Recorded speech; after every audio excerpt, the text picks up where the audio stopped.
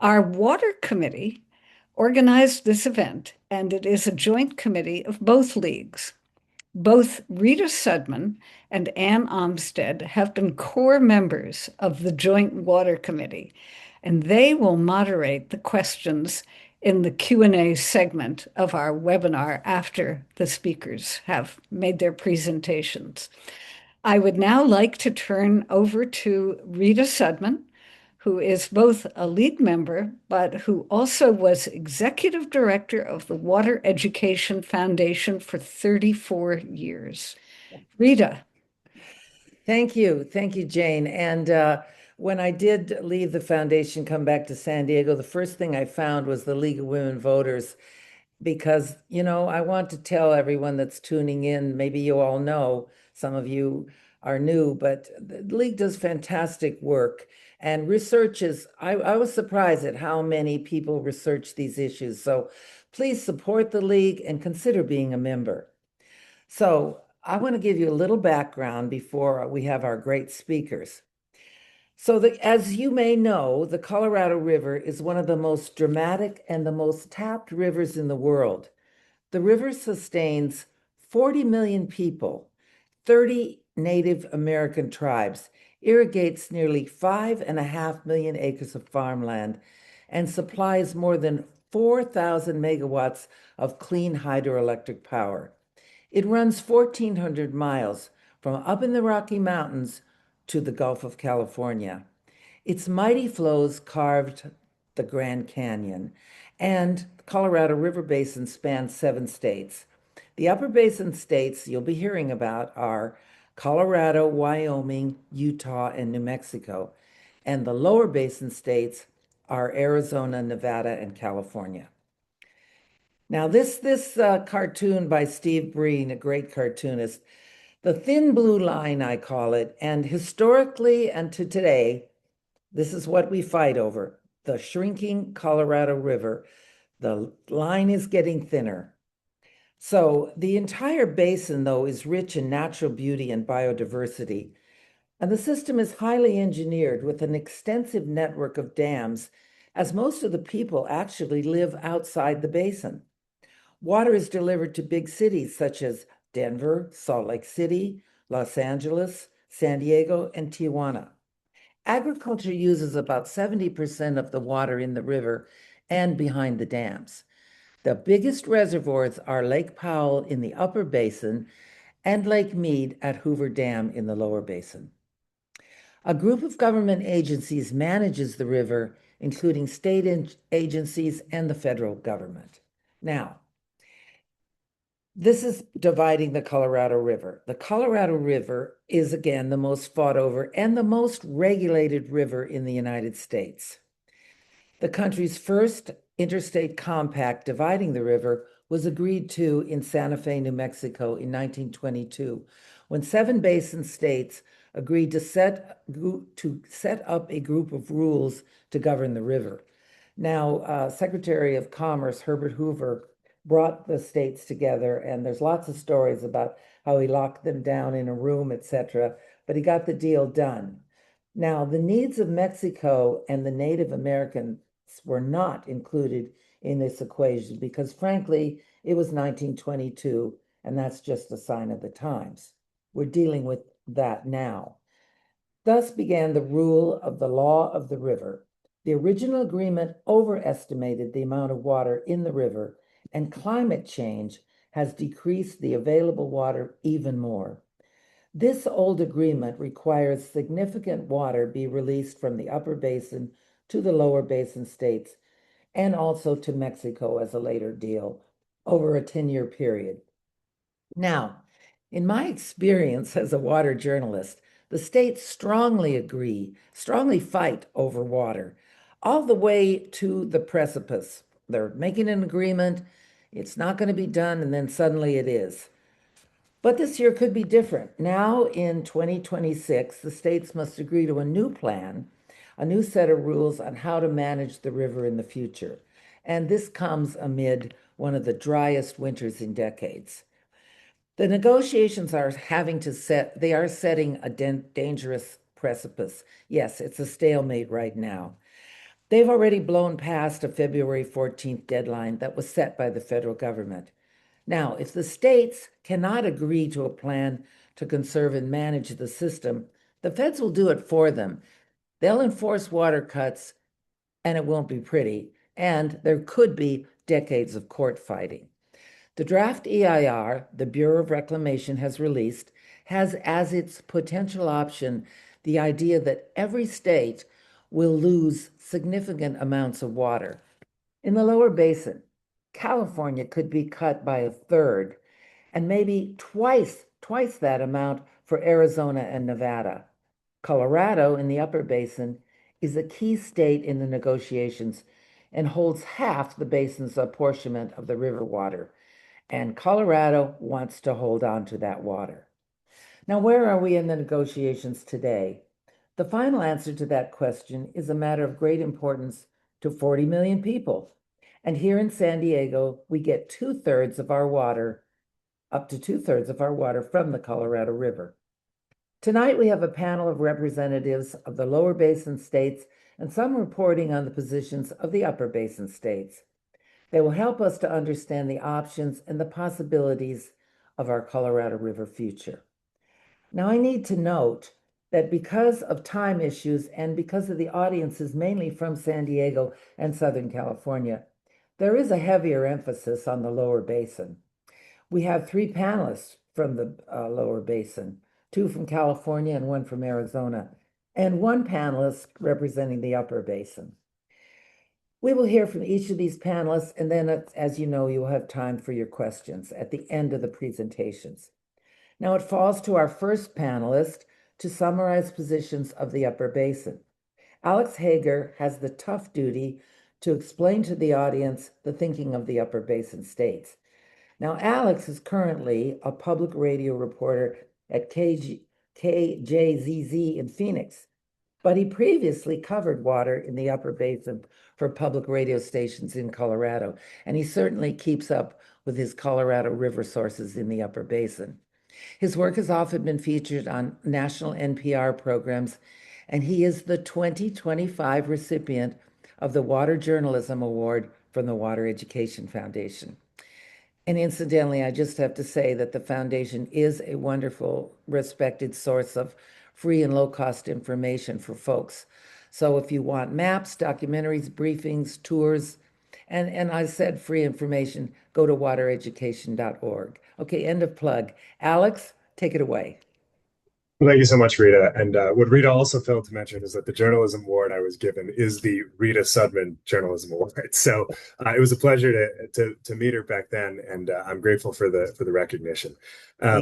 So I will make it abundantly clear out of the gate that I do not work for any of the states in the Upper Basin. I do not represent them, nor do I necessarily share their beliefs. You're going to hear later from some folks who represent entities in California and Arizona, and I'm not one of them. I've just spent a lot of time reporting on both. I spent the last 6 years of my career in Colorado and very recently moved to my new home in Phoenix. So Rita gave you a great primer on where we're at with the Colorado River. But the most important thing to know right now is that we have a math problem. It's a supply and demand equation that is out of whack. There is not as much water in the river as there used to be. We know that is principally because of climate change. Yet we are still using, in many cases, as much water as we were when there was more water in the river.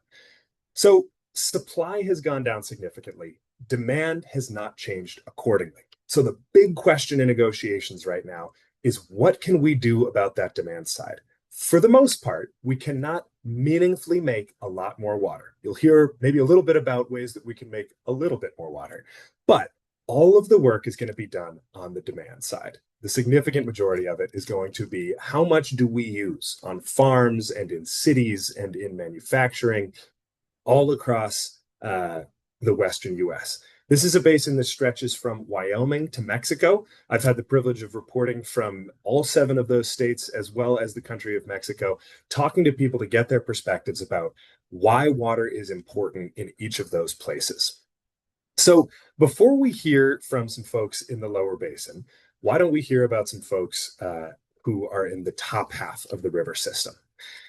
So right now, the big disagreement is over who should have to feel the pain of those reductions. There is agreement among the states that there will be pain from reductions. Those reductions are necessary, but who exactly is going to have to cut back is the heart of the question here.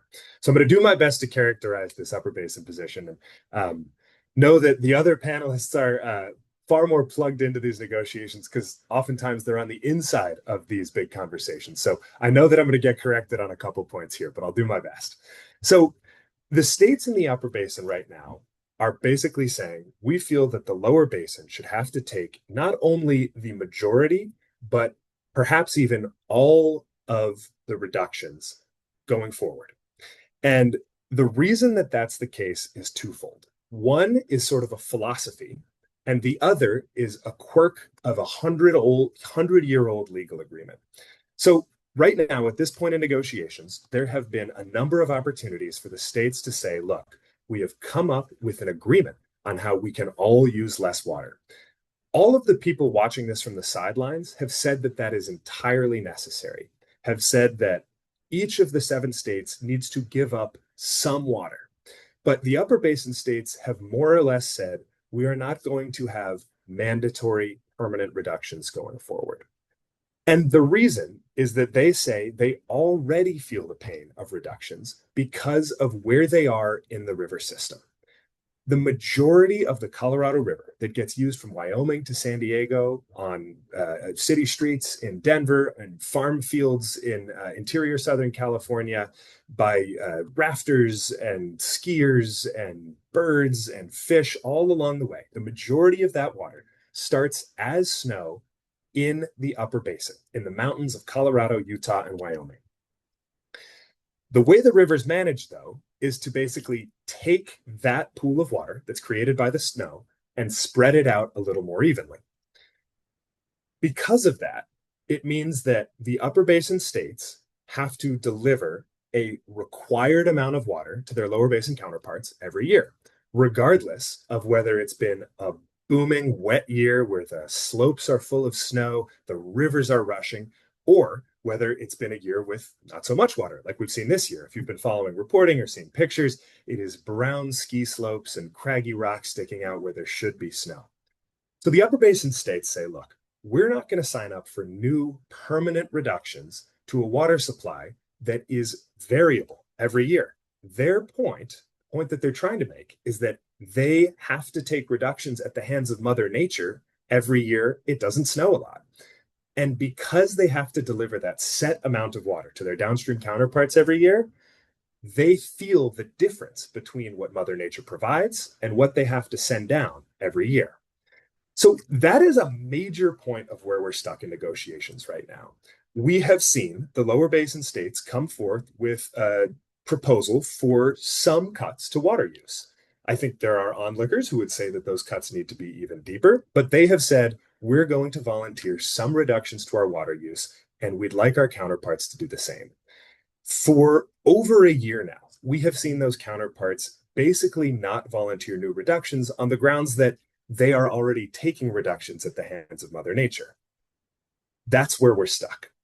The reason that those states are digging in their heels seems to be that they think they can prove their point in court.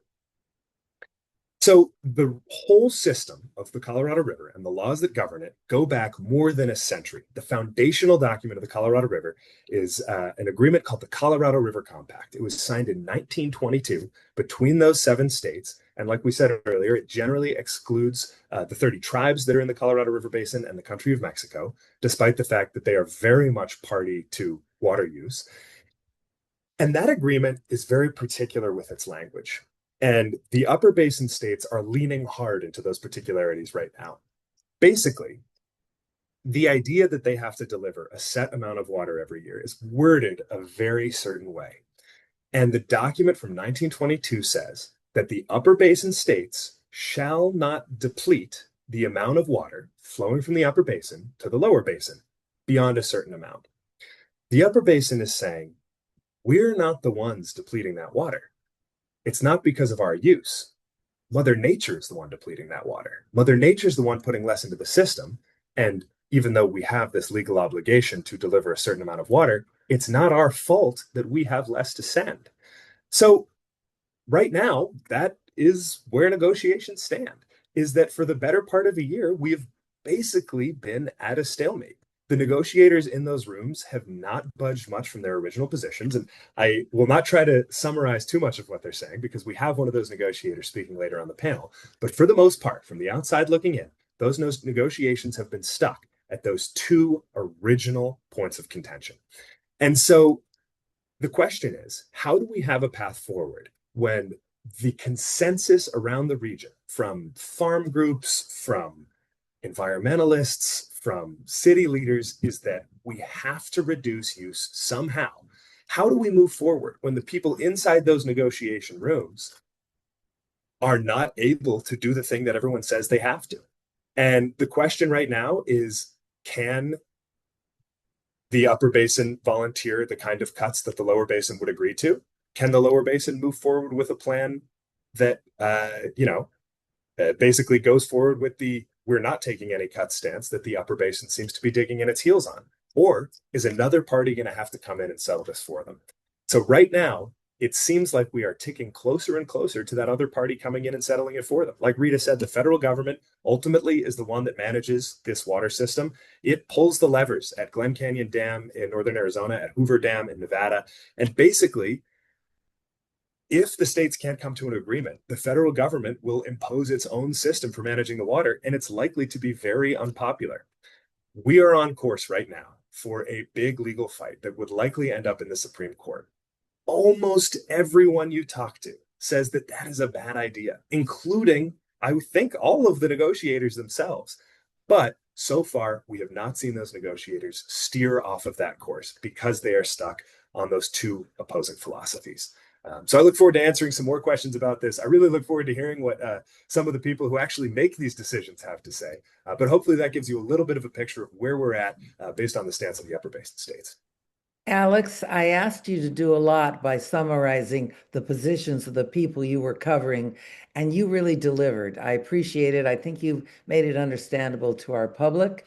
And now we're going to jump down into the Lower Basin, get to that nitty-gritty. So our second panelist, we're going to start with A for Arizona. Arizona's Colorado River Programs Manager for the Central Arizona Project is Vinitha Kartha.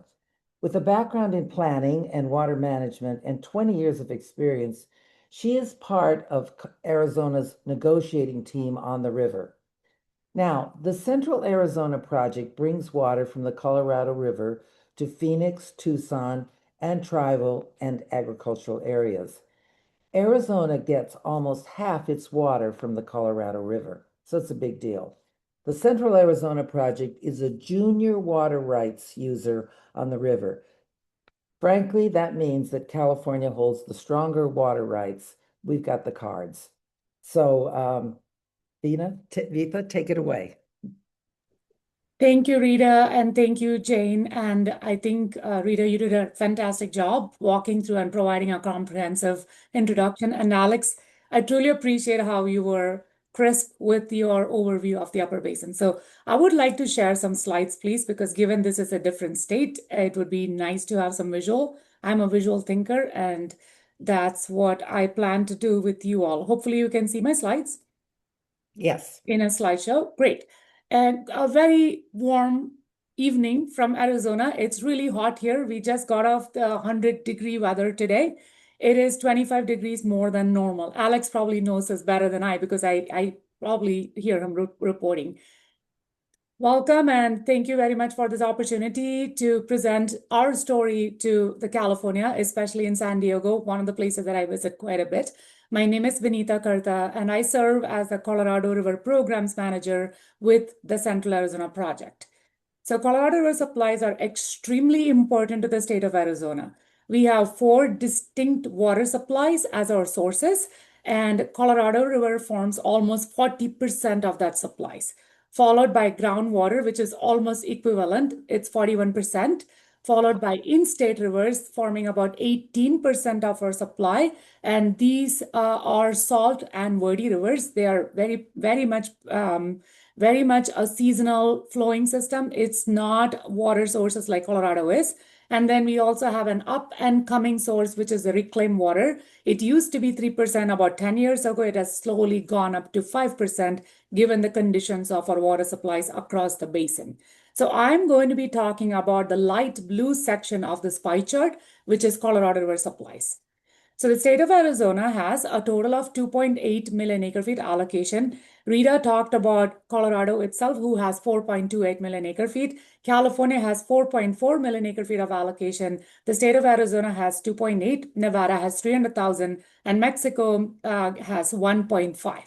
So of Arizona's 2.8, 1.1 million acre feet is used on the river, primarily by agricultural communities as well as a few tribes. When I say agricultural communities, alongside California's producing regions, we also, together with California, form the winter bowl of the country. This is where you get your vegetables and lettuce from. In addition to that, there is the Colorado Indian tribe who holds the highest priority right, perhaps, on the river, which also is on river in the state of Arizona, right between Bullhead City and Lake House, a city right there, as you can see. And also we have cities like the city of Yuma, Bullhead City, Lake House City. So it is a lifeline for all of the communities that are along the river that has no other source of supply other than the Colorado River. Anything that is not used on the river, the Central Arizona Project gets to do it. We do have 1.4 million acre feet of contracted rights on the river, allocated rights. And in addition to that 1.5, we get to do it whatever is not used on the river. In an average year, we get to deliver about 1.7, or we get to divert about 1.7 million acre feet of CAP water to our southern and central Arizona communities. It is really important to the state of Arizona to have the CAP water come into central and southern because more than 80% of the population live within the service area of CAP. There are about 3 counties within our service area: Maricopa, Pinal, and Pima. Actually, I should say those counties, parts of those counties are within the CAP service area. We also serve 11 tribal nations. There are 30 tribes in the entire basin. 22 of them are in the state of Arizona. 11 of those tribes are within the CAP service area. We like to say that CAP is the largest supplier of water to tribal nations in the country, perhaps in the world as well. We are also allocated by contract. We serve 54% of that 1.7 in an average year to municipal and industrial entities, and 46% of our water goes to tribal entities. Until 2022, we were directly serving agricultural entities within central Arizona. But since 2022, we have not served any water to those agricultural users unless there are some cities that might be allowing those agricultural users to store that water so they have the ability to use that water in lieu of using groundwater, because we do live in the desert Southwest, and these are water-stressed areas. So that's our service area. I talked about the tribes in the basin, 30 tribes, 22 in Arizona, 11 of them served by CAP. This is our priority system. So when we have reductions on the river, when we have shortages, as Rita pointed out, the Central Arizona Project does have junior priority status on the river. And when that reduction is implemented, it goes directly to CAP. In other words, CAP takes the brunt of reductions in the lower basin. And if you live in the lower part of this bar chart, if you are in that red color, the priority 3, which is a small portion, which is 68,000 acre feet, it is shared by tribes and a few cities. If you're in that P3 location, you may not be impacted until the reductions are extraordinarily deep. Right above that is the Indian priority and the M&I. When I say M&I, I mean municipalities and industries. Think the city of Phoenix, city of Tucson, Chandler, Scottsdale, a lot of pipes that are going to actual homes. On the Indian priority sides, we are serving to tribal lands that are growing indigenous crops as well as for their own homeland use. Also, the tribes get revenue from that water by leasing some of their water rights to the M&I into the lighter blue chart. So if there are reductions, not only are the tribal homeland entities impacted, but a lot of the cities that receive water from the tribes as leases also get impacted. Right above that in the yellow is a non-Indian agriculture, which is owned by 2 tribes and a few cities. And right above that is ag pool and then excess pool. So if you look at the reductions, we have been in a state of reductions in the lower basin from the past 5 years. And in 2022, as well as through the years between 24 through 2026, including this year, we have been in a tier 1 reduction. That is when Mead is projected to be below elevation 1075, the lower basin is in a tier 1 reduction. In those cases, in a tier 1 reduction, our reduction is 512,000 acre feet in the state of Arizona to the state of Arizona, all of which comes to the Central Arizona Project. Those reductions have impacted all of those agricultural supplies. We haven't provided any supplies to those agricultural users, as well as those 2 tribes and several cities have not received water under those tier 1 reductions. In addition, in 2023, we had a tier 2A reduction, which was when Mead was projected to be below elevation 1050. In this case, the entire NIA pool, those 2 tribes and cities, got completely wiped out, in addition to the ag pool and some of the other users that would usually receive excess water. So this is a block chart, but you have to remember, these are actual homes, these are actual people, these are actual lands that are getting impacted. In addition to that, so the reduction that I showed you is depicted in the dark purple on this chart at the bottom. And in addition to that, we have been voluntarily conserving water in Lake Mead, trying to prop up Lake Mead from falling into critical elevations. I believe Alex said it very well. It is demand that needs to be managed. We cannot control drought, but we can control our consumptive use. In the lower basin states, we have been very much aware of this fact, and we, in the lower basin, across the board, have taken actions to reduce our consumptive use. Our consumptive use was the lowest since 1983, back in 2023.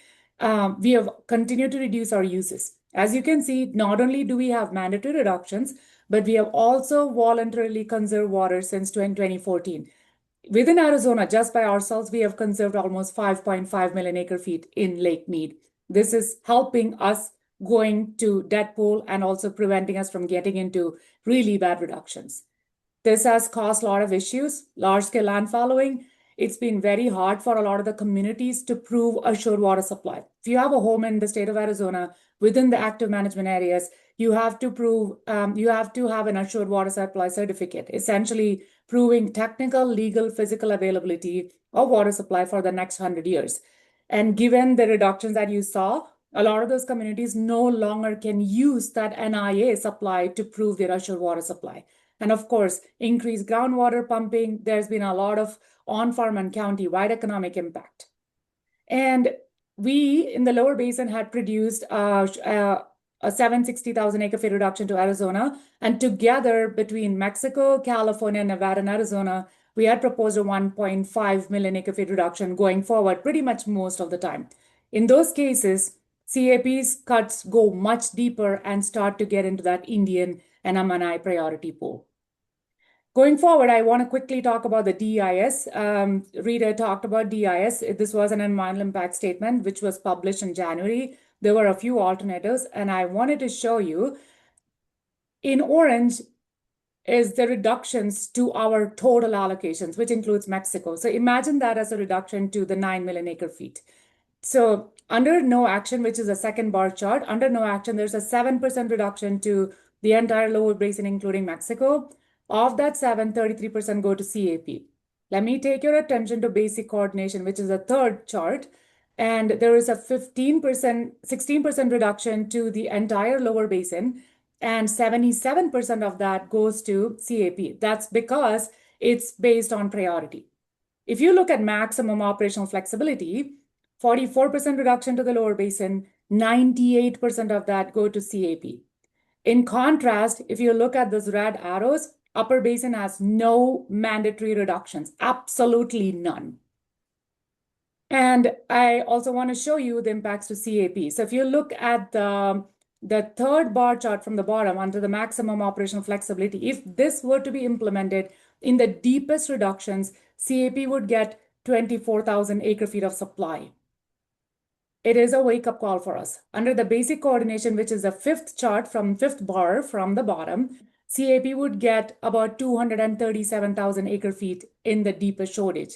Imagine this is just the deepest mandatory reductions. In addition to this, there might be dead pool shortages implemented. So when you're looking at these sort of scenarios, nobody is safe. Not even California, not even the Colorado Indian tribe that has some highest rights on the river. Because to protect meat from going into dead pool, there are additional reductions. So not only is CAP wiped out, but probably a lot of the other entities in the lower basin.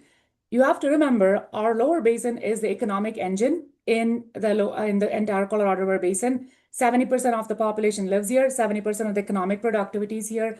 70% of the agricultural productivity is also in the lower basin. So it's extremely important for us to help save that. With that, I thank you for your attention, and I'll turn it back to Rita. Thank you. You've certainly painted a dire picture with a nice smile on your face. Arizona really is facing, I think you've made it really clear, Vinta, how Arizona is facing significant cuts, being a junior water rights holder. And I know for the public, it's a little hard, this junior, senior, why can't we just, times have changed. Central Arizona Project was set up for agriculture in the old days. It doesn't even serve that anymore. But water rights are like brought down from Abraham and the Ten Commandments, and it's something we have to live with or find a way to go around, and we'll talk about that. And that leads us to the next speaker of California with those strong water rights. Our next speaker is chairman of the Colorado River Board of California, and it's J.B. Hamby. He's a student of water history, and he comes from a long time farming family in the Imperial Valley. He is a board member of the Imperial Irrigation District. That is California's largest water user and holder of one of the oldest water rights on the Colorado River. Now, California uses more Colorado River water than any other state. JB? Thank you very much, Rita, for the invitation and your very nice intro. I'm going to walk through at a high level California's stake in the Colorado River. As Rita mentioned, California has some of the strongest, largest, most protected rights on the river. We don't sit on our laurels in California. And as you'll hear from Dan Denham in a moment, you'll see many of the things that we've done throughout California to live within our rights and continue to step up and do more. I'll start off here by talking about how California does Colorado River work. We're an enormous state. We have half of the population of the basin, as Rita mentioned, the plurality of the agricultural production throughout the basin. And we have a lot of large and important stakeholders in California that collectively collaborate and have to cooperate to guide how we participate in these interstate discussions. Since 1937, that's been the role of the Colorado River Board of California. It was formed by the state legislature and is ingrained in state law as the agency charged with protecting California's rights and interests for our Colorado River water and power resources. We have a 10-member board. It's inclusive of 3 agricultural agencies, the Imperial Irrigation District, Palo Verde Irrigation District, and the Coachella Valley Water District. 3 urban entities, San Diego County Water Authority, the Los Angeles Department of Water and Power, and the Metropolitan Water District of Southern California. We have 2 state members as well, appointed by the governor, and that's from the Department of Water Resources and Fish and Wildlife, as well as 2 at-large public members, one of which is now former president of the Fort Yuma Quetzal Indian tribe, Jordan Joaquin, who makes California unique in this regard of having, and helped to start the trend in some ways in the past few years, of having direct tribal participation in our Colorado River affairs and management. And somewhat different also about how California represents ourselves on Colorado River issues. You may hear different phrases used in the media about the seven people who are involved in these Colorado River negotiations and talks. Each state has a representative that dates back to 1922, when each state appointed a commissioner to have it on this Colorado River Compact Commission to negotiate the compact. Each of the states has generally a governor-appointed representative. In the case of in Nevada, it's a little bit different. It's the general manager of the Southern Nevada Water Authority. And in California, we have the Colorado River Board that sort of serves, in a sense, as like an electoral college and elects from its membership a chair who serves at the direction of the board and is charged with representing California's rights and interests on the river, and has that responsibility of doing the work of operating in this messy democracy sometimes we have in California, but one in which all of our unique interests, the depth and breadth of them, are represented at the interstate level and with our federal, and then also our partners in Mexico. As mentioned, 19 million people depend on Colorado River water in California. That's half of the population of the Colorado River Basin. It's also half of the population of the state. We have 600,000 acres of year-round agricultural production, which I'll walk through in a moment where that is, located throughout Southern California, and then also $2 trillion of economic productivity. As Vinitha mentioned, 75% of the agricultural production is in the lower basin. The same figure applies with economic productivity. As we all know, California, depends on the day or week or year, is the fourth or fifth largest economy in the world, and half of that economy is fueled by Colorado River water. I'll take you on a little bit of a tour here through Southern California and our Colorado River rights, interests, and users. Starting here in the purple area there on the Colorado River itself, which is the Palo Verde Irrigation District. They enjoy some of the first appropriative rights on the lower Colorado River with a priority date of 1877. There's about 105,000 acres of farmland in the Palo Verde Valley, producing forage, vegetable, and fruit crops, including in the summertime some great Palo Verde Valley cantaloupe and honeydew melons. Down here in the farthest southeastern corner of our state is the Fort Yuma-Quezon Indian Tribe and the Bard Water District. The Bard Water District is actually nested within the boundaries of the Fort Yuma-Quezon Indian Tribe, which is the second largest tribe in California. But the Bard Water District actually partners and works with the tribe to provide water service operating the canals to provide water to half of the irrigated acreage of the Bard Valley there. About half of it is in the Indian unit, so that's within the tribal reservation, and the other half is within what's called the Bard unit. Lots of vegetables, leafy greens, that sort of thing in the wintertime, dates in other months of the year as well. Then we have, just to the east of you all here, who are covered up under this nice leafy green picture of the Imperial Valley in the lower corner there, covering up San Diego, is your neighbors just to your east along Interstate 8, the Imperial Irrigation District, with a quantified right of 3.1 million acre-feet a year, serving just under 500,000 acres of year-round forage, vegetable, fruit crops, growing everything from A to Z, asparagus to zucchini. It's the largest irrigation district in the country, and also generating large-scale conservation for the benefit of users within California, and more recently for the benefit of Lake Mead as part of some near-term conservation efforts to protect the system through 2026, the end of the current rules. My number there, 7.2 million acre-feet of conservation since 2003, is a little outdated. It's actually now over 9 million acre-feet of water has been conserved on farm through system improvements and other efforts to conserve water within the Imperial Valley in partnership with federal and then in-state partners like the San Diego County Water Authority to keep California either within its Colorado River entitlement or to make additional water available to protect and benefit Lake Mead. A little further northwest is the Coachella Valley Water District, basically everything east of Palm Springs in the Coachella Valley, from Palm Springs to the Salton Sea. Around 330,000 acre feet a year is consumed in the Coachella Valley, serving on the eastern side of the valley is 63,000 acres of dates, vegetables, fruit, turf crops. Bell peppers are a really big deal among dates and lemons and other things.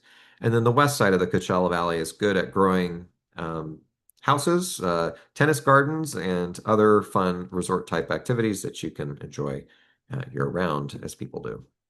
And then we have along the coast here the small urban water agency that takes water from the Colorado River Aqueduct, also down the State Water Project, and serves half the population of our state. That is the Metropolitan Water District of Southern California, with 26 member agencies, the San Diego County Water Authority included among them.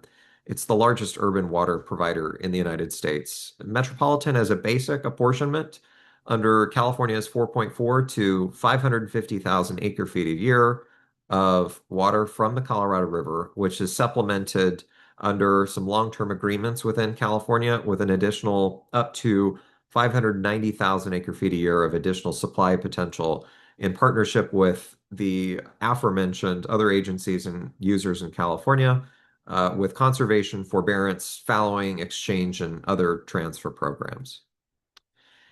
Just a little note, it's been mentioned before, but this is foundational to all the other elements of what we call the law of the river that manages and governs this stream shared by 7 states in the US and 2 more in Mexico.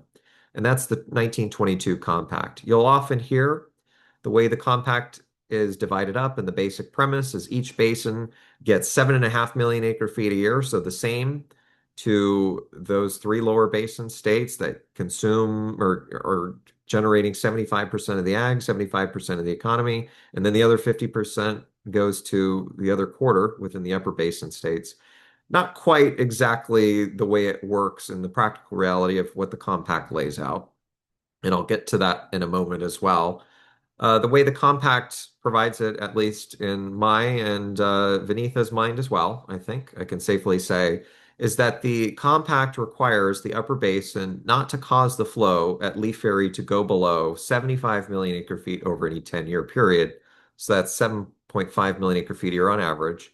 And then unless there's surplus in the Colorado River Basin, which we certainly don't feel there is right now, each basin is responsible for bearing half of the responsibility to deliver to Mexico, who, for all intents and purposes, has the highest priority right on the Colorado River, and that amounts to 750,000 acre feet a year.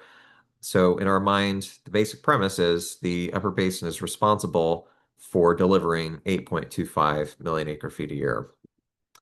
That's what's on paper in 1922, but it's now 2026. We have current rules that are operating the river. They're expiring very shortly here at the end of this year. We need rules to operate the river next year and beyond, but we also have a really bad problem where the hydrology, the snowpack is really horrible this year, and there's some near-term actions that need to take place to protect the system in the near term. But we ultimately are trying to look to solving the river's problems for the next 20 years and beyond. These are the main key issues for California. We want to resolve what's been an outstanding long-term supply-demand imbalance in Lake Mead, bring that back into balance. And we collectively decided, we think, between lower basin states and Mexico, cutting our uses by 1.5 million acre feet a year. For context, that's the amount of water Mexico uses on an annual basis, just for context, or 5 times the amount that Nevada uses in a year. We believe that doing 1.5 million acre feet a year starts to recover system storage in the basin. We break even and then start to replenish depleted storage within Lake Mead in particular. But beyond that point, our belief is that both basins and both countries need to be able to contribute for solutions beyond 1.5 million acre feet. While I mentioned previously, our basic compact rights entitle us as the lower basin in Mexico to assure that there's 8.25 million acre feet a year, no matter how wet or dry it is in the Colorado River Basin. That's what the upper basin is responsible for delivering. We're also aware of the practical challenges and the long-term consequences of climate change, and we ultimately have benefited over the last number of decades in the Colorado River Basin by having shared agreements where instead of having legal disputes, that we instead come up with operational rules that make sense and sustainably operate the system. We also need to figure out what deliveries of water look like from the Upper Basin to Lower Basin in Mexico, how that water gets released out of Glen Canyon Dam, as well as reservoirs upstream of that. And important to California specifically is being able to use this tool called Intentionally Created Surplus, ICS for short. But what it is in a nutshell is the ability to conserve water, bank that water in Lake Mead, store that water that benefits the system, and ultimately to deliver that water sometime later when you need it, or to make that as a contribution to the system when the system needs it. So those are a few things for us in California. I appreciate your time. Very eager for questions, and I'll turn it back to Rita. Thank you. It's obvious now to our viewers that IID and the agricultural interests down there are sitting on a heck of a lot more water than the urbans ever got when the deal was made.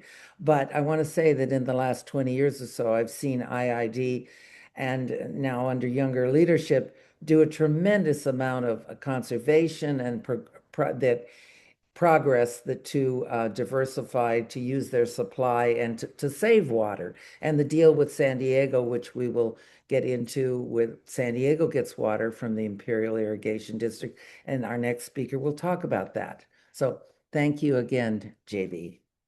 Okay, so our last speaker is Dan Denham. He's general manager of the San Diego County Water Authority, and he has a background in public administration, economics, and many years involved in different city agencies. He now manages the district that provides water to more than 3 million people. And since the 1990s, when San Diego area was in a severe drought, the Water Authority diversified their water system through water trades, transfers, conservation, and water reuse. And that was a really big deal when San Diego did that. They reached out, they made this deal with the Imperial farmers for water conservation. But because of this diversification, it's good and bad. The district now has lots of water, but deals with higher water rates for customers, and the customers don't always understand how hard it was to get that water here. So just last week, to reduce those rates, Dan brokered a major water transfer to another Southern California water agency, and that's a pretty big deal. So Dan, fill us in on San Diego. Thank you, Rita. I have a little bit of an echo. Do I have that? There we go. Thank you for having me. Good to see some of my colleagues online. I want to give all of you just sort of a quick touch point, an overview of the Water Authority, and as Rita teed everything up for me, where we've been and where we're headed. And really, I would say that we're in somewhat of a paradoxical situation at the Water Authority. I'm having trouble moving my slides, so let me readjust here.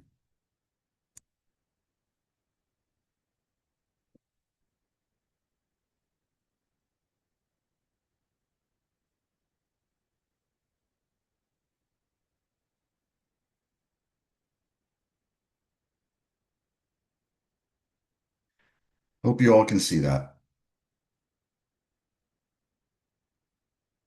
Rita, are we good? Yeah, it looks good, Dan. Okay, thank you. So just again, sorry for that little delay. Just to reorientate you with who the Water Authority is. On the slides that JB showed, the Metropolitan Water District, we are part of the Metropolitan Water District of Southern California. I'm in fact a board member on the Met Board. I represent San Diego along with 3 of my colleagues. But this is our service area. This is the 22 member agencies that we have. We were created in 1944. So we are not going to show up on your water bill. We are a wholesale water provider.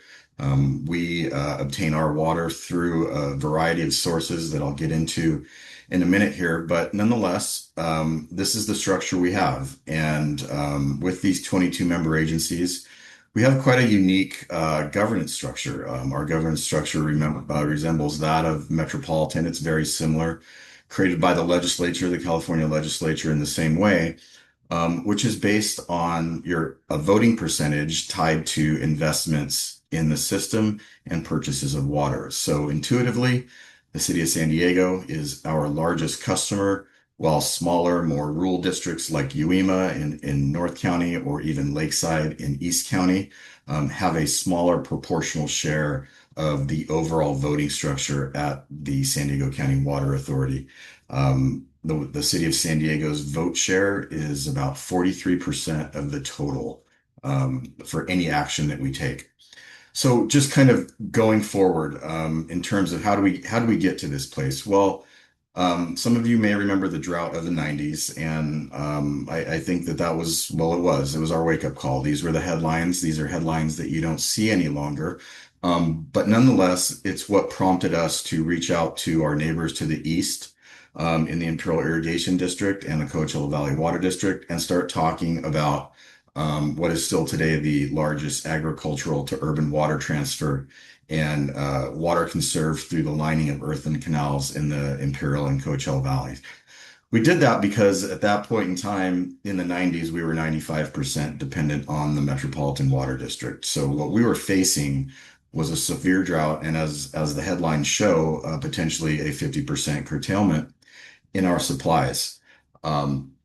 Oddly enough, what started off as a 500,000 acre foot transfer, at least discussions around that number, had been whittled down over several years to get to a firm amount of 200,000 acre feet worth of water based in efficiency, farming practices in the Imperial Valley, and like I mentioned before, concrete lining of the All-American and Coachella canals for another nearly 80,000 acre feet worth of water. This, of course, is not the first drought that San Diego has had. It has not been the last drought. Certainly, we've experienced several over the past 20 years. Notably, in about 2012, I think it was 2013, we doubled down, and we doubled down with the pipes that are behind me, and that's the Carlsbad desal plant.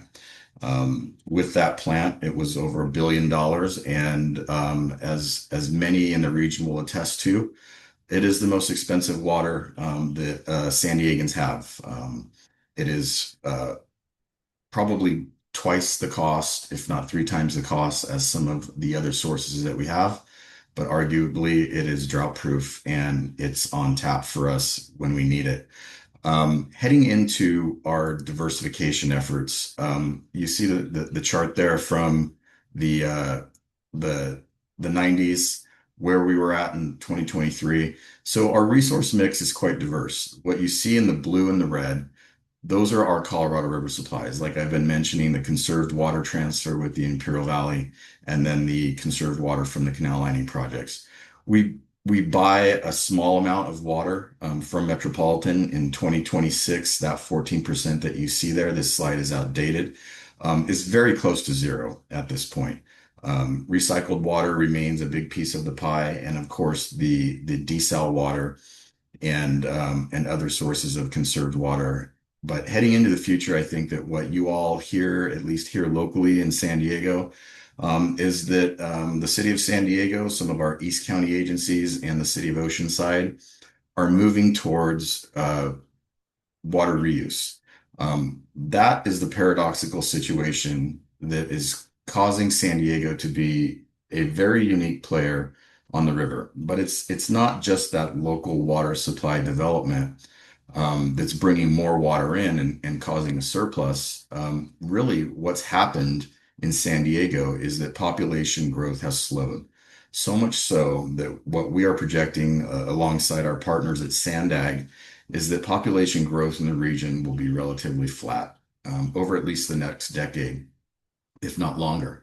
When you take that with what I believe is a hardwired conservation ethic by San Diegans, I don't think that we're ever going to rebound at this point, or at least not anytime soon, not in the next decade, arguably the next 15 years. And so this kind of tees up what Rita was alluding to with what do we do as a not even a contractor on the river.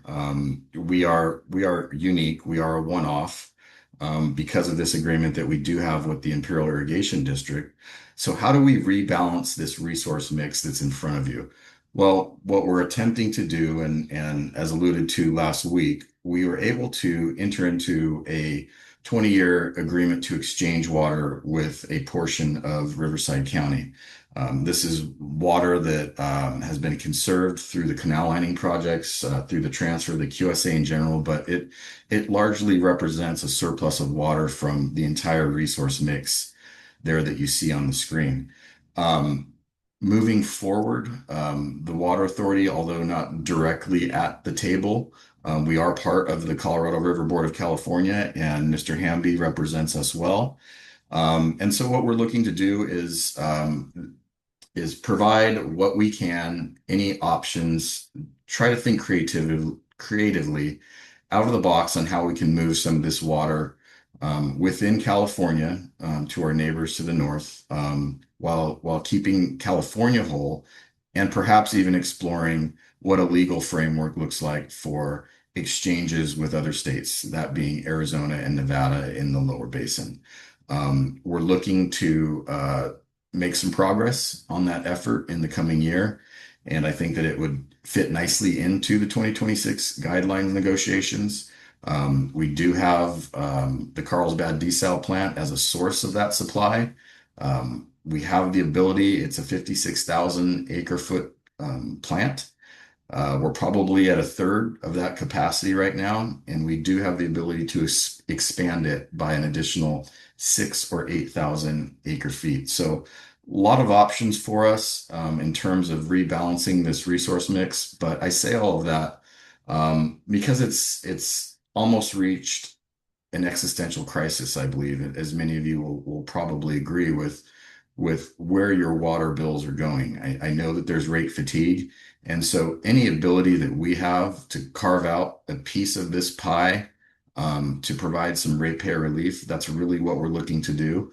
And I believe that we have the ability to do that without compromising any of the agreements that we have with the Imperial or Coachella Valleys or our other partners on the Colorado River, and not compromising by the least bit any of the reliability that we have here in San Diego.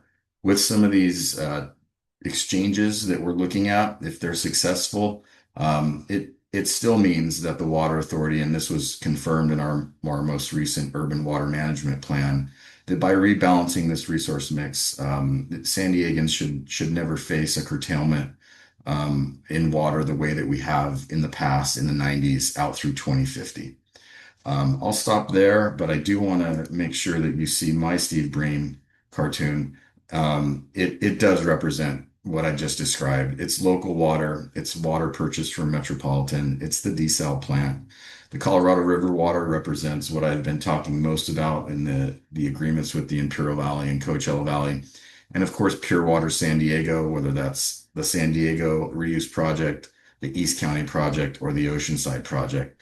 That's new water coming online as soon as next year, which adds to the independence and the reliability that we have in San Diego.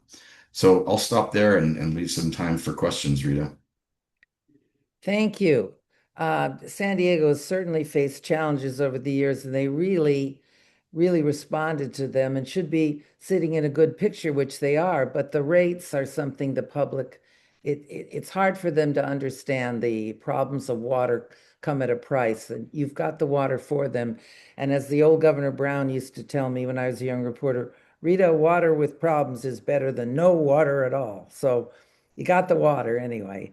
So let's go into a few questions. Anne is looking at some questions, and now what do I do to see them here?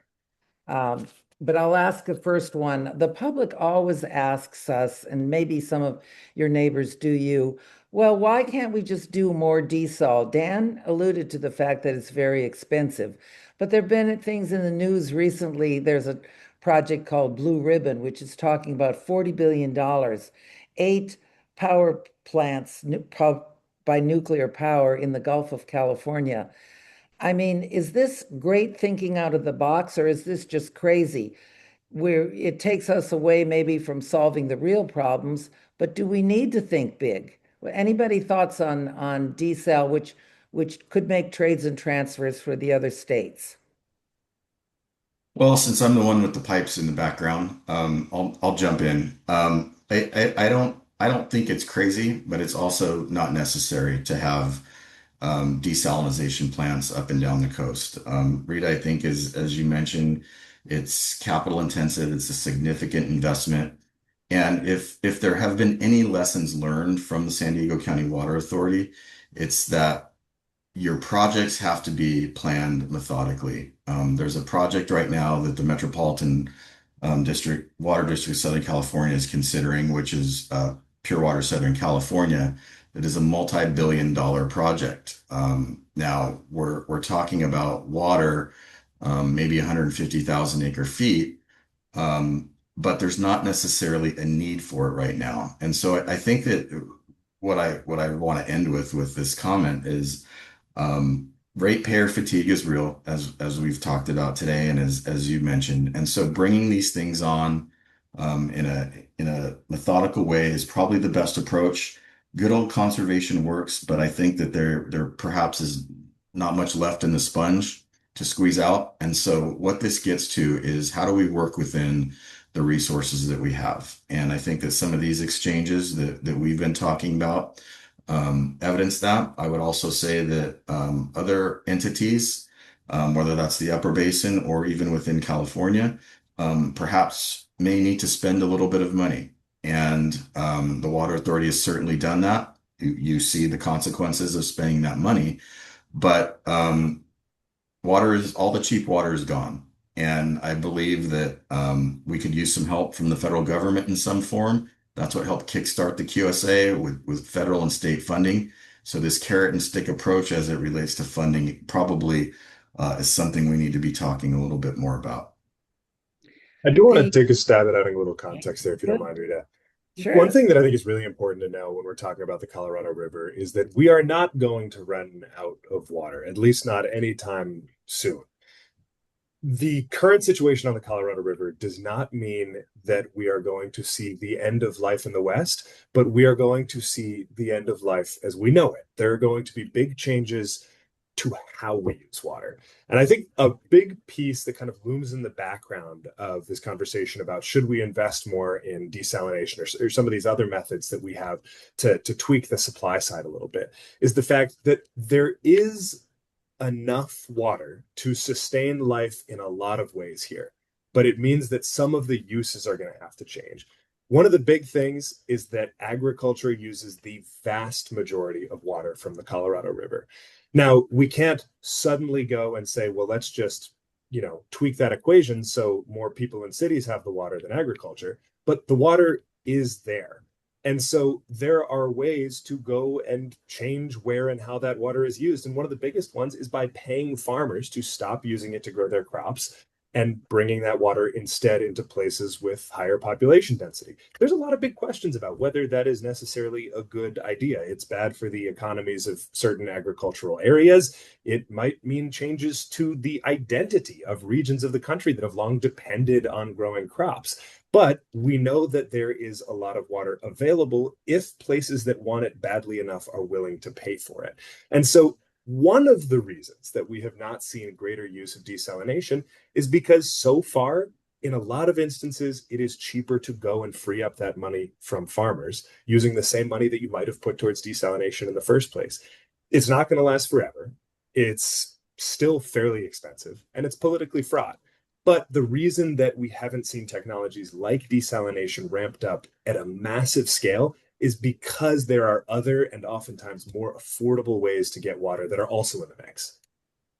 Well, obviously, the last administration decided to pay farmers in the Imperial Valley, and we can go to you, JB, to not grow and to conserve water. And that is an option. We are often told, that a lot of this water goes for alfalfa to feed beef, and we know that beef takes a lot of water to produce. It takes 1,200 gallons to produce a steak by the time the cow grows, etc. Are we, if we became vegetarians, would there be more water available? Again, we are talking about changing communities that traditionally farmed, and we've depended on that. And we don't want all our food to come from overseas. I'll let you hang in here with that, JB.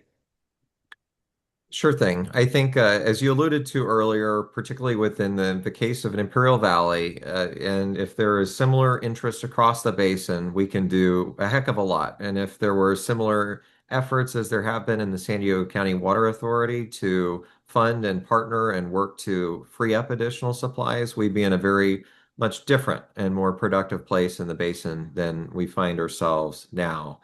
There's been the occasional account over the past few years to try and villainize one area or another, or one particular crop or another. But just speaking on that as an example, as I go through my local Smart and Final and pull things off of the shelves, I can tell you that I do enjoy an occasional steak. I don't have it at home.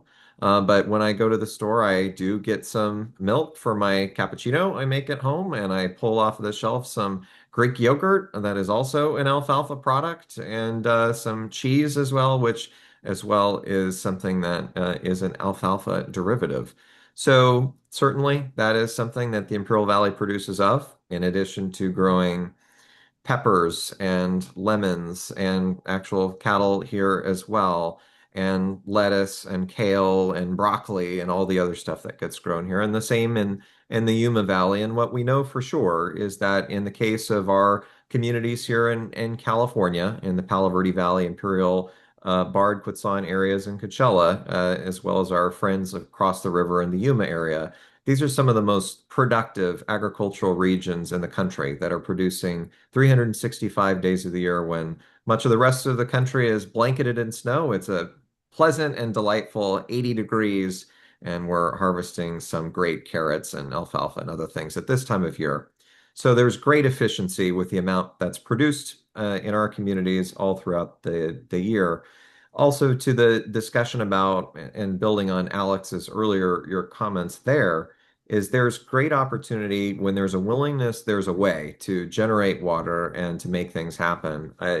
Another cartoon that we don't have up here on the screen is sort of where we were just a few short years ago when I started this gig in early 2023. It was all of the states at each other's throats, in particular the other six versus California.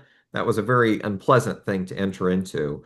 But ultimately, what we're able to do at that time is partner together within California, partner with our lower basin colleagues in Arizona and Nevada, and with our federal friends as well, to pull together the largest ever conservation deal in American history. And we originally set a moonshot goal target of 3 million acre feet, which by the end of this year, we're going to exceed by 700,000 acre feet. That's more than double what Nevada is entitled to on an annual basis.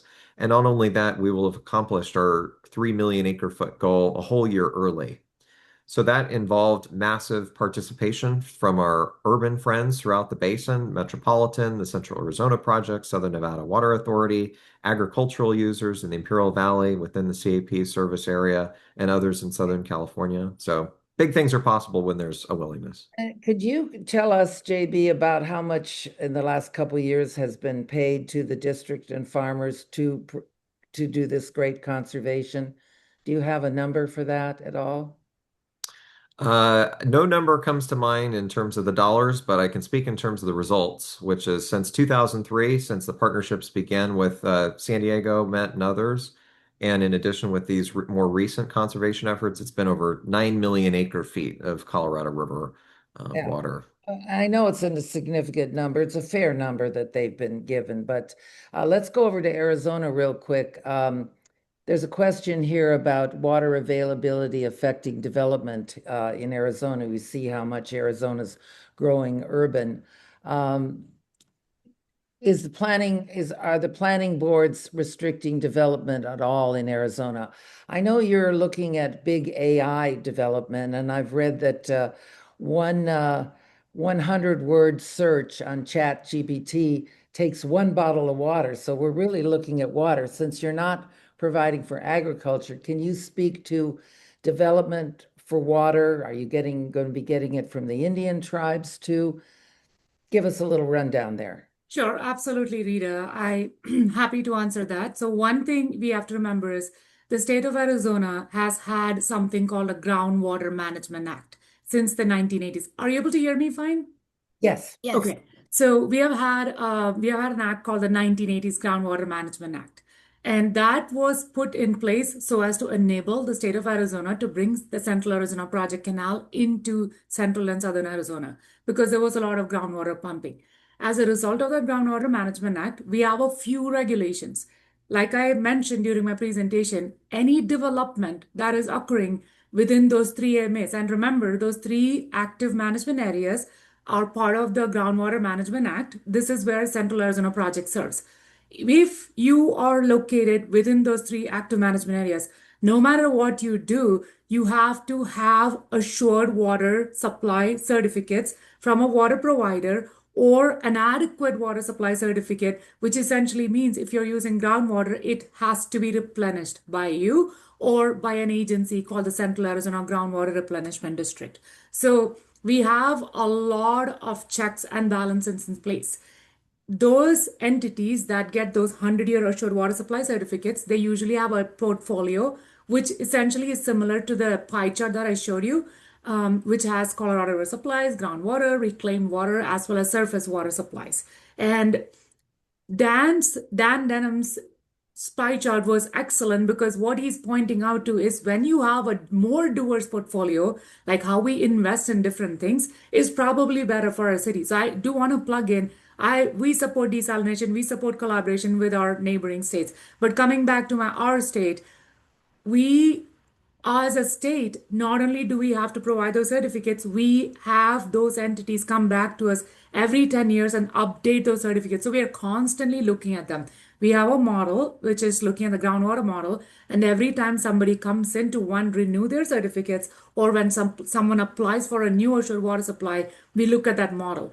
If you remember back 3 years ago, there was a news across the entire country which said Phoenix is running out of water. And that was because our model showed that there would be 4.7 million acre feet of deficit across 100 years in the fringe areas who were applying for a certificate. So we are looking at it constantly. So when you come to see results like that from our model, what the state does is we do not assure or we do not issue those assured water supply certificates to any new areas.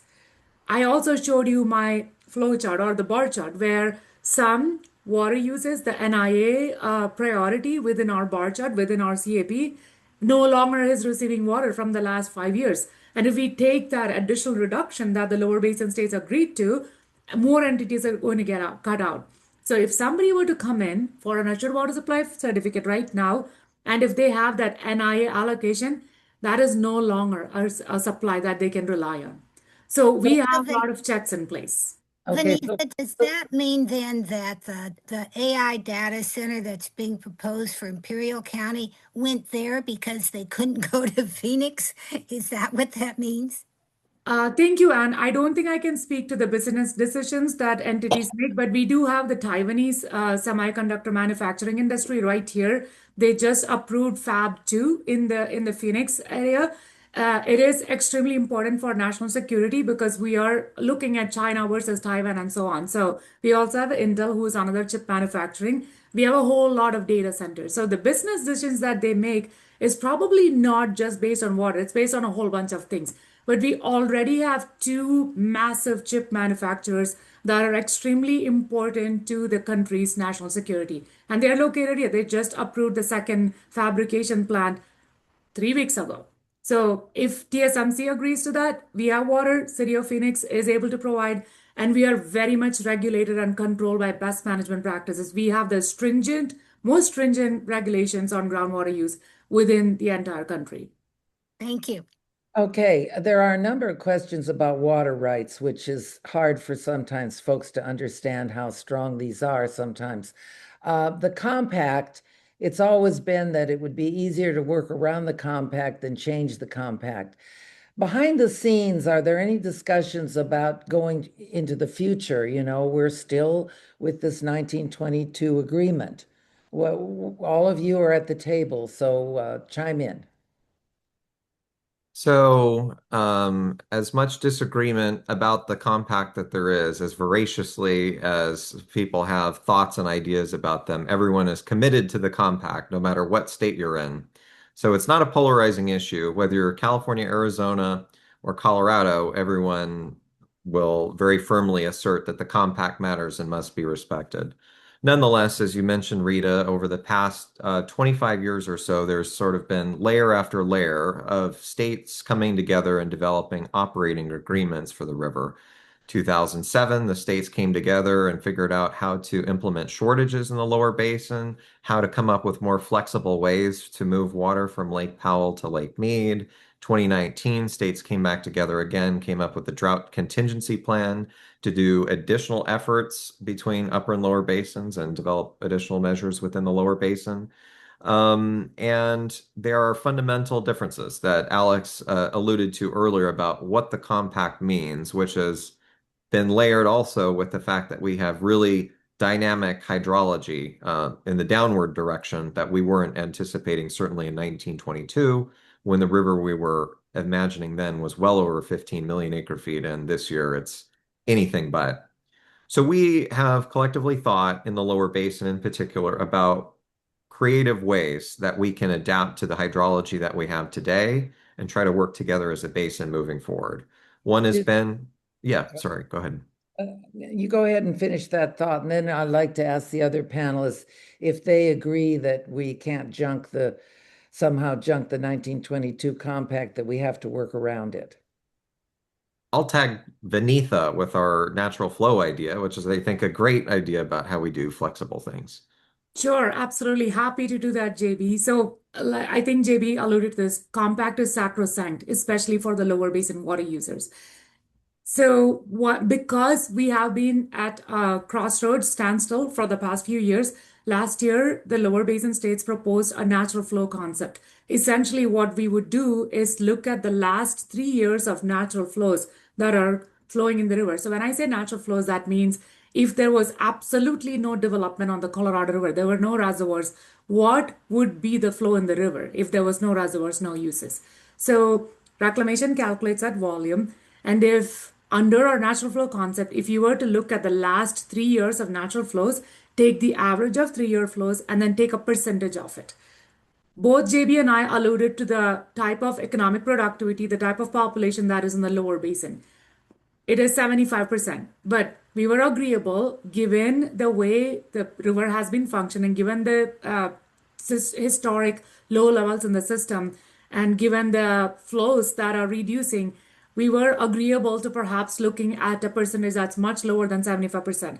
Essentially, what we were asking the Upper Basin states to do is, let's look at those 3 years of natural flows, let's take the average, and let's assign a percentage. So for example, if there was 10 million acre feet of average natural flows, and if we were to get 65%, let's say, Upper Basin states would have to deliver 6.5 million acres from Lake Powell. No questions asked how they get it done. Essentially, you just deliver that 6.5 million acre feet at Lake Powell based on the changing natural flows. This goes to what the Upper Basin states have been asking. Live within the supply of the river. And that was the idea, but it got rejected. Okay, now go to Alex. Alex, the lower basin really has done a lot of innovative things and spent some money.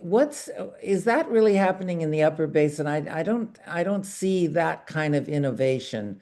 What are you seeing? It's an interesting question. I think generally, depending on what you count as innovation, I would say there has probably been more in the lower basin. Like when we're talking about desalination, when we're talking about large scale efforts to change the way that we have agricultural efficiency. From what I have seen, I would say more money has been spent on that, at least in the last few years in the lower basin.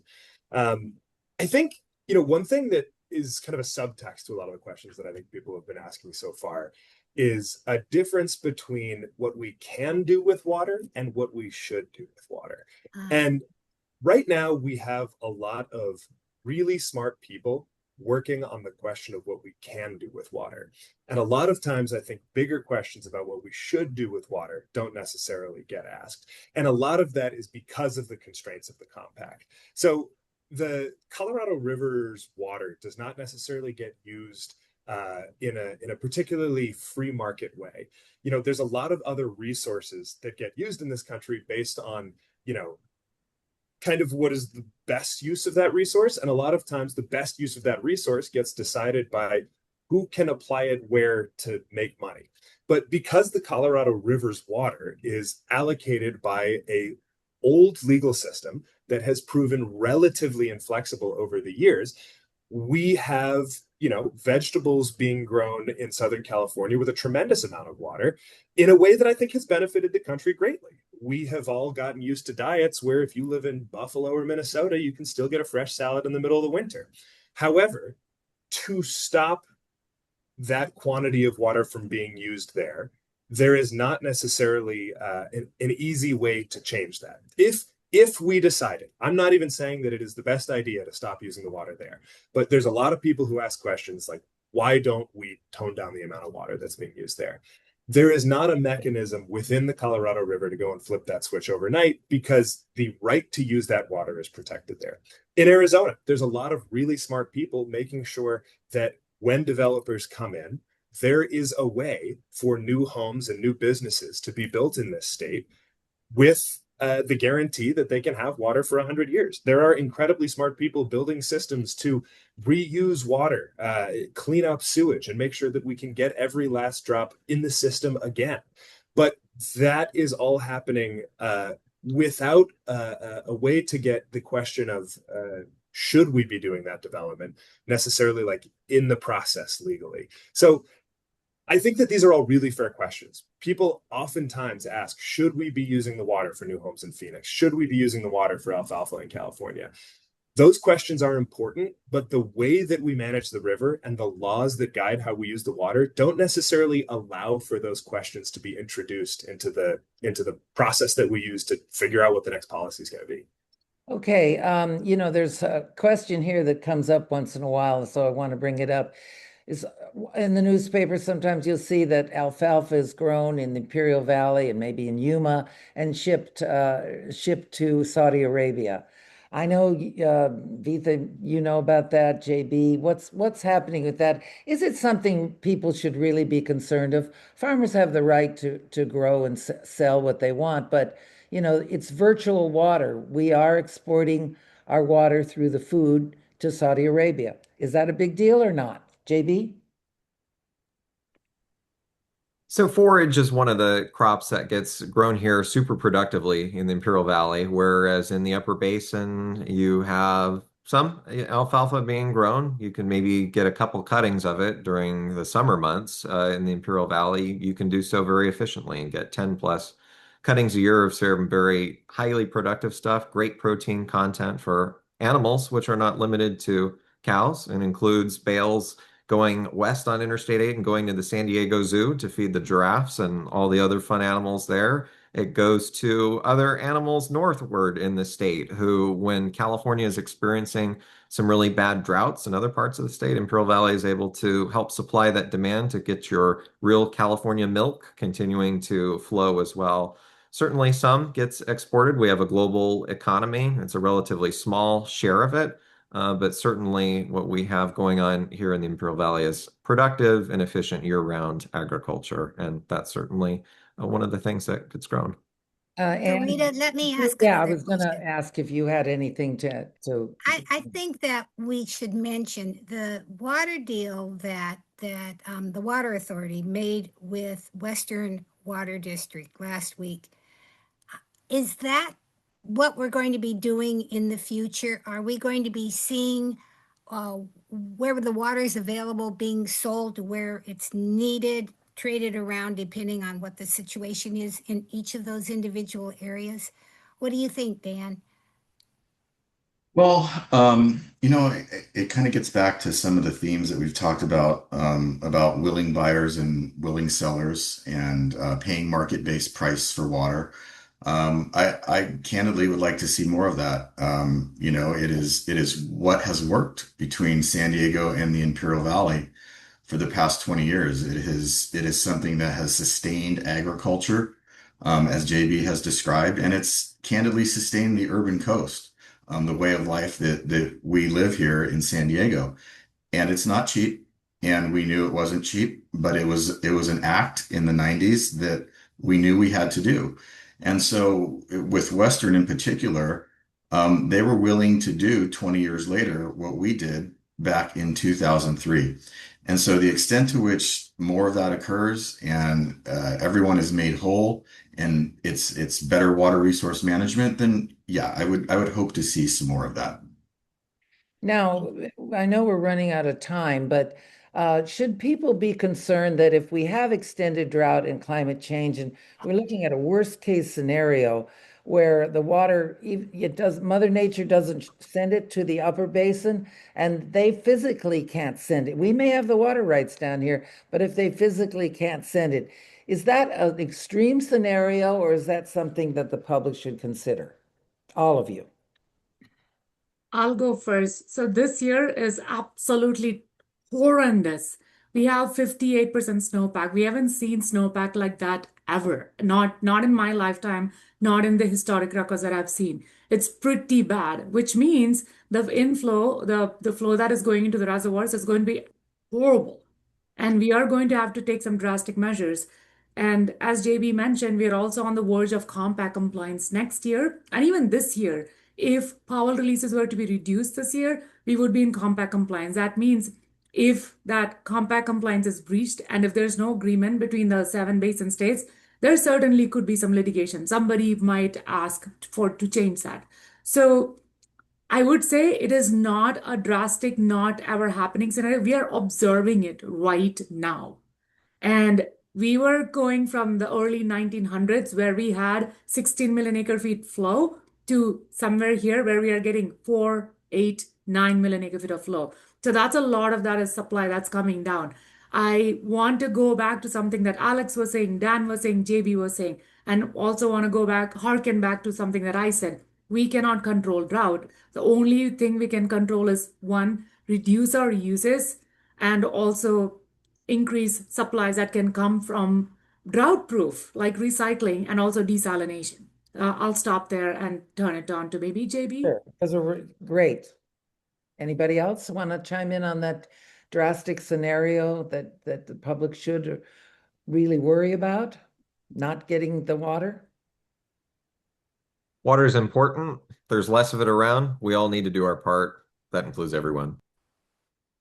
Does. Anybody else? Yeah, I think, like I said, we don't have to worry about it day zero anytime soon. Realistically, you are not going to turn on your tap and nothing's going to come out. That's not going to happen soon. But we are seeing big problems on the river that mean that could happen decades from now if we don't make smart decisions today.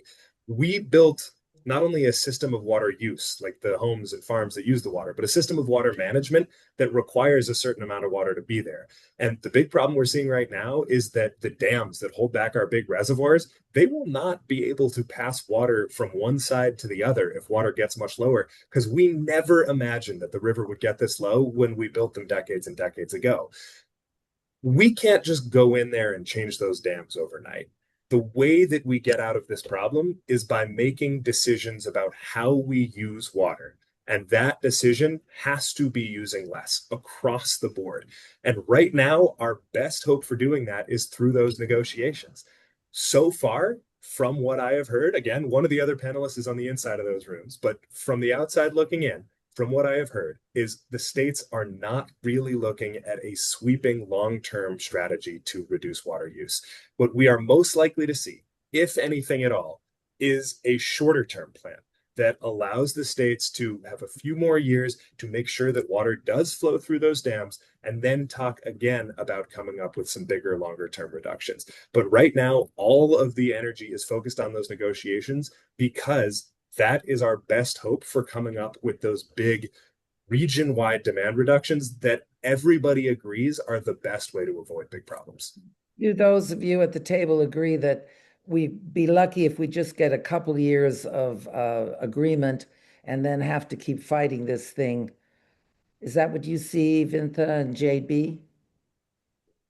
Well, I would say that when we first started this process back in 2023, I remember sending an email out, and I think Vinitha replied at the time. We were in fervent agreement. We needed to resolve this structural deficit problem. And then we were so filled with enthusiasm about solving big problems. We were trying to solve at that time for maybe a 30-year period up to 4 million acre feet a year of potential reductions.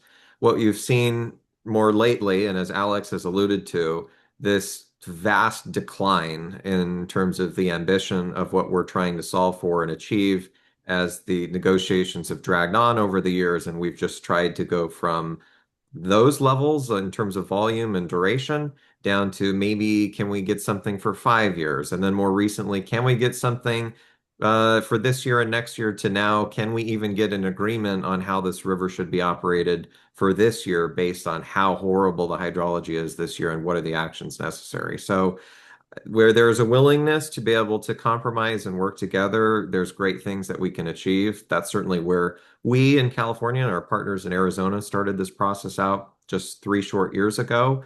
But there's more than just us. There's 7 states in the basin, also federal partners, and it takes all of us to get to something. I would like to say a worse scenario than having a really bad hydrology and not having a 7 states agreement is having a really bad hydrology and being in court.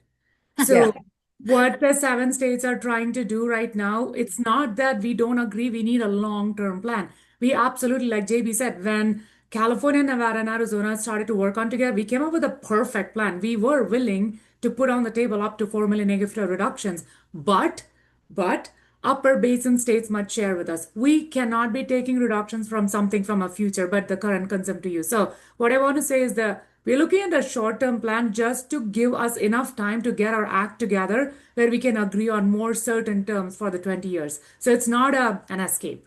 All right. Maybe we need the spirit of Herbert Hoover to lock everybody in that room like at the Bishop's Lodge and not let them out for food and water till we get a deal. But I know I can see, I think our audience can see that the people who cover this issue, like Alex, and the people who are involved in it, like the rest of our panelists, really care about solving this problem. They're not in this for the money, they're in this for what they believe in. And I really appreciate everybody being with us tonight, especially want to thank the League of Women Voters for their putting this panel together. The League works hard with their water committee to do the research. And do you want to throw in another word here? No, thank you so much. You've all been just wonderful speakers tonight. I think that everyone's learned a whole lot. And if we didn't appreciate the water before, we certainly do now. And we do Thank have you. this recorded that will be, I'll be sending you the link with this so that you can send it on to folks who actually just had dinner and had a quiet night and didn't join us on the Water World. The video will be available on both leagues' websites. Thank you very much. It's Thank much you all so appreciated. much. Thank you. Thank you. Bye. All right. Thank you all. Thank you.